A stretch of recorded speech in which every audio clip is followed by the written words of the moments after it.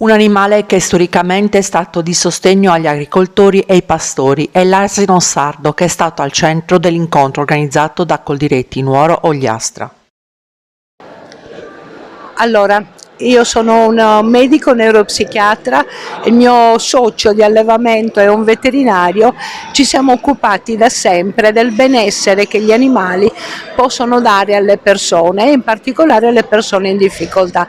Abbiamo avuto delle precedenti esperienze di riabilitazione equestre e attualmente, da quando ci siamo trasferiti in campagna in provincia di Nuoro, ci siamo dedicati, oltre che all'allevamento di tutti gli animali, in particolare a quello dell'asino. Fra tutti ci sembra sicuramente quello più rilassante.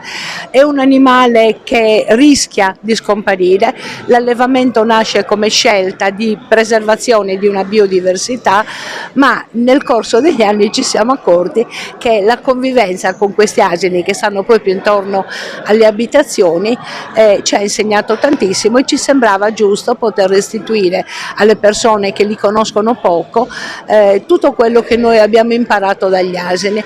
Animale che in Sardegna era fondamentale, animale che macinava il grano, che portava i pesi, che portava la legna, che portava le persone prima della meccanizzazione, diciamo, dei lavori agricoli. Il convegno nasce per dare lustro e voce a questo animale che vorremmo che fosse rivalutato e allevato ancora di più.